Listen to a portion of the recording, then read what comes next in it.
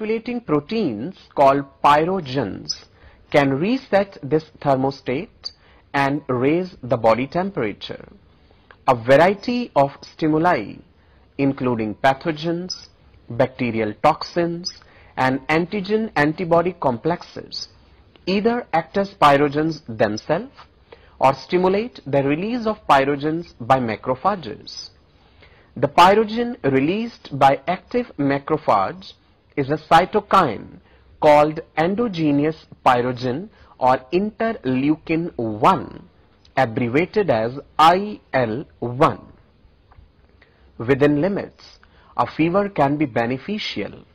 Increase in body temperature decreases the level of free iron and zinc circulating in the plasma as these get stored in the liver. This stops the bacterial multiplication because bacteria require iron and zinc for their multiplication. High body temperature has the most likely beneficial effect on the body metabolism. For each 1 degree rise in body temperature, metabolic rate jumps by 10%. Cells can move faster and enzymatic reactions occur faster. The net result may be quicker mobilization of tissue defenses and an accelerated repair process. Now let us discuss specific immune defenses. Because of the complexity of specific immune defenses, let's first have a brief orientation before describing in more detail about the various components of this response. So let's have an overview of the specific immune defenses. Lymphocytes are the essential cells in specific immune defenses. Unlike non-specific defense mechanisms, lymphocytes must recognize the specific foreign matter to be attacked. Any foreign molecule that can trigger a specific immune response against itself or the cell bearing it is termed as antigen. The more technically correct term is immunogen, which is preferred by most of the immunologists. Most antigens are either proteins or very large polysaccharides. The term antigen does not denote a specific structure. Rather, it is a functional term.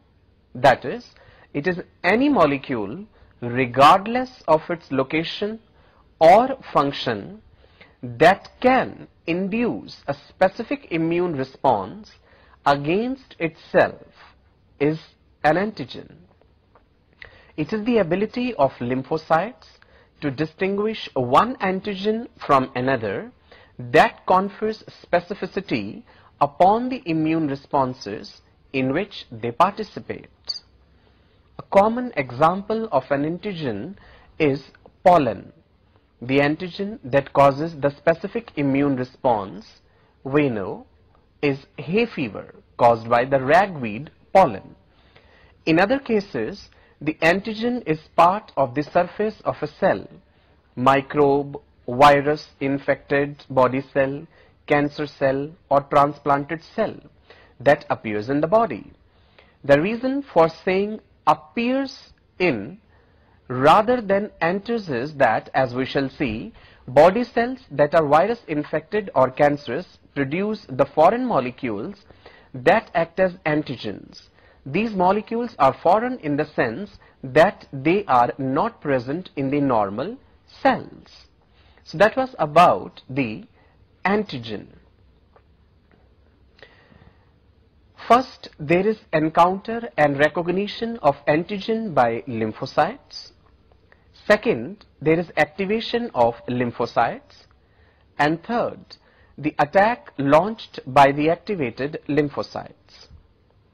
During its development, each lymphocyte synthesizes a type of receptor that is able to bind to a specific antigen and inserts these receptors into its plasma membrane. If at a later time the